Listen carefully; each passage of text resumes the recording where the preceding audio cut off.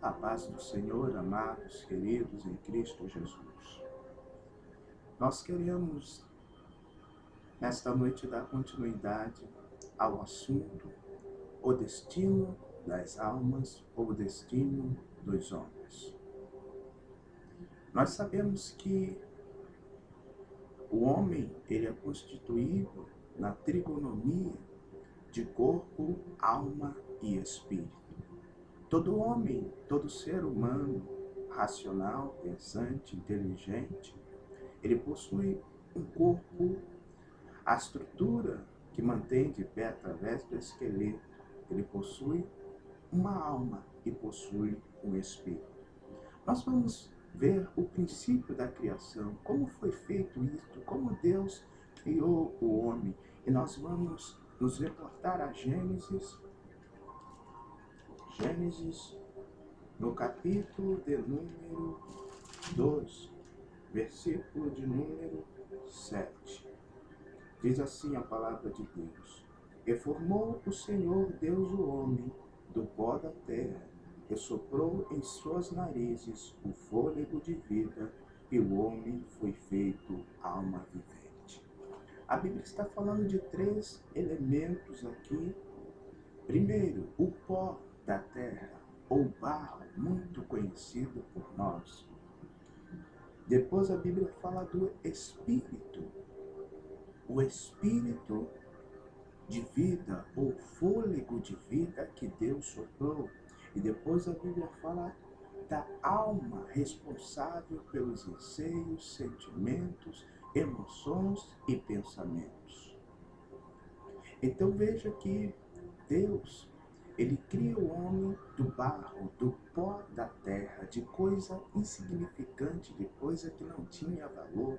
É como um oleiro que trabalha numa massa. E quando o oleiro ele pega aquele barro, ele transforma aquele barro e cria um vaso que se torna valoroso ou de valor. Então assim mesmo fez Deus, te pegou do pó da terra e soprou em ti o fôlego de vida, o espírito de vida, o respirar. E depois Deus te deu uma alma para que você se tornasse capaz de tomar as decisões e de entender as suas leis, os seus princípios. Então nós entendemos que Deus criou o homem de uma forma poderosa. E lá em Eclesiastes, nós encontramos resposta para isto também.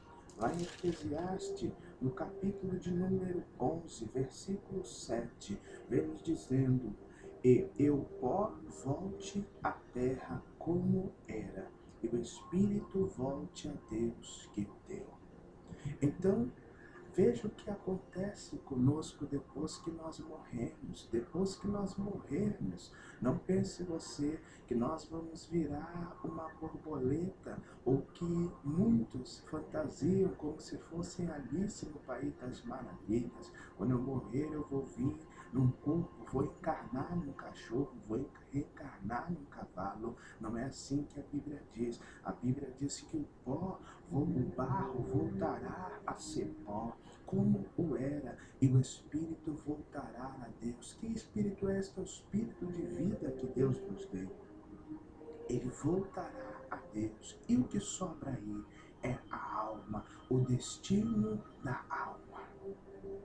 E nós vamos entender isto mais à frente, quando nós lermos lá a palavra de Deus em Mateus, no capítulo de número 7, versículo, eu quero ler primeiro Mateus, capítulo 7,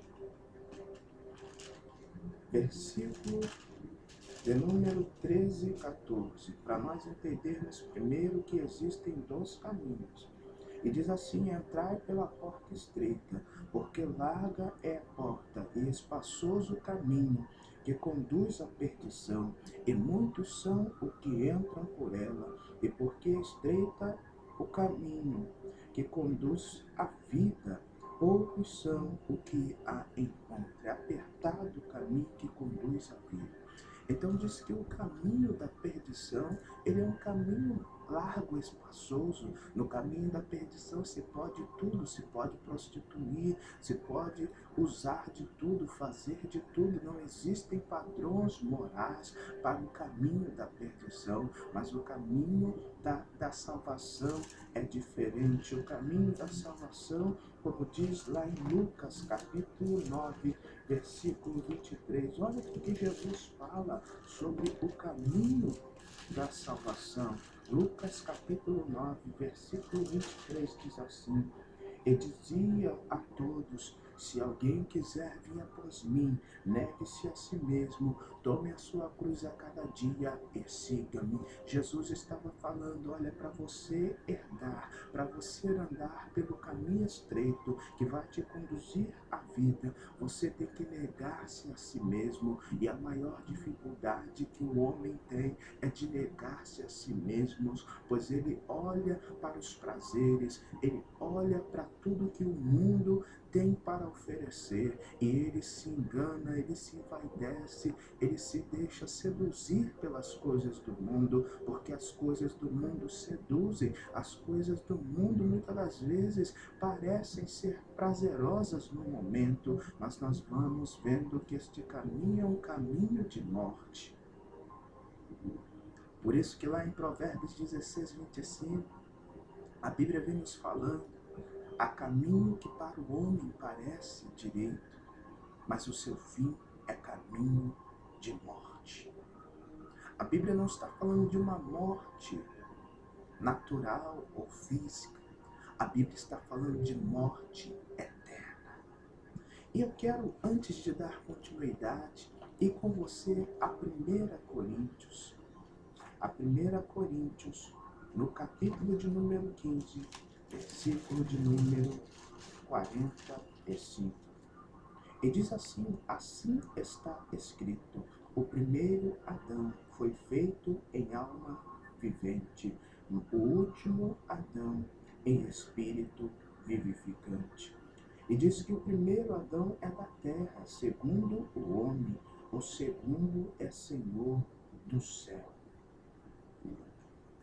Veja, meus queridos, amados, eleitos, pedras vivas, sacerdócios reais de Cristo, o primeiro Adão foi feito alma vivente, mas o último Adão, que é Jesus Cristo, ele deu vida ao mundo. Veja que para toda criação deve haver um Criador. E nós vemos em Gênesis, nós lemos que Deus criou o homem do pó, do barro. Não existe criatura sem um Criador. Para que existisse o computador, para que existisse a televisão, o telefone e vários meios de comunicação, as grandes construções que nós vemos, existiu alguém que criou, existiu alguém que desenhou, existiu alguém por trás. E veja que querem atribuir a criação de tudo ao mar, ao vento, à pedra, ao ferro, à madeira. Mas veja que para tudo que existe, existiu uma fonte, existiu alguém que criou. Para mim, você está aqui. Eu tive que ter um pai, uma mãe, senão eu não existiria. Então veja, para o homem existir, o homem não nasceu por si próprio, mas o Deus soberano criou a mim, criou a você. O mundo não veio do nada, mas existe uma fonte de vida, e esta fonte é Deus. Oh, aleluias! Esta fonte é Deus. E vamos voltar lá a Lucas capítulo 9, versículo 23, ele diz: quem quiser vir após mim, negue-se a si mesmo, toma a sua cruz e siga. Viver para Cristo não é viver como os demais vivem, não é seguir os padrões morais sucumbidos e decaídos que a humanidade vive. A cada dia, gerações, elas valorizam menos os padrões éticos e morais. A cada dia o homem tenta descobrir o que ele acha que é o melhor para si. Mas a Bíblia diz: porque qualquer que salvar a sua vida, perdê-la-á, mas qualquer que por amor de mim perder a sua vida, a salvará. Eu estou perdendo, eu estou negando os prazeres, as coisas deste mundo, para salvar, para estar um dia diante do meu Senhor. E a Bíblia diz que Ele veio me buscar nas nuvens. Oh, aleluia! E no versículo 25 diz: porque aproveita ao homem granjear todo mundo, perdendo ou prejudicando a si mesmo. O que adianta o homem ganhar dinheiro, fama, poder, ter tudo que é de material e perder o mais importante, que é a sua alma, aonde você quer passar a eternidade? Existem dois caminhos, o céu e o inferno. Quando o homem ele morre, ou ele vai para o paraíso, que é um subcéu, lugar de descanso, ou ele vai para o Sheol, que é um subinferno, e já é um lugar de sofrimento, um lugar de esquecimento, um lugar de escuridão, um lugar sem a lembrança de Deus. Você irá lembrar disto que eu falei esta noite. Eu tenho certeza que isto vai ficar na sua memória e na sua lembrança, de todas as pessoas que ouvirem esta mensagem pelo Brasil e pelo mundo. Isto não vai ficar no esquecimento, mas eu tenho certeza que muitas pessoas se lembrarão disto um dia. Mas hoje é a noite de você se decidir. Hoje é a noite de você perder a sua vida e deixar Cristo viver e movimentar os seus sentimentos, emoções, pensamentos.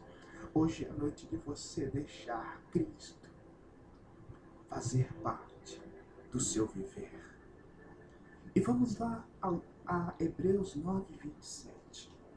Vamos ver o que acontece depois que nós partimos desse mundo, morremos. Hebreus 9:27 diz: e como aos homens está ordenado morrerem uma vez, vindo depois disto o juízo. Então, quando eu morro, eu não vou reencarnar, eu não vou voltar num animal, ou eu não vou para um purgatório, para um lugar onde eu vou passando experiências até chegar ao estágio de perfeição. Não, a oportunidade que eu tenho de reconhecer e de melhorar e de mudar os meus valores são aqui. Porque Jesus Cristo não morreu em vão. Para que alguém morrer, verter o seu sangue, sofrer, ter cravos, pregos cravados em sua mão? Para que alguém ser coroado de uma maneira tão humilhante, sofrer tanto, verter seu sangue, padecer e levar chibatadas em vão? Mas Jesus Cristo morreu para dar vida a nós novamente.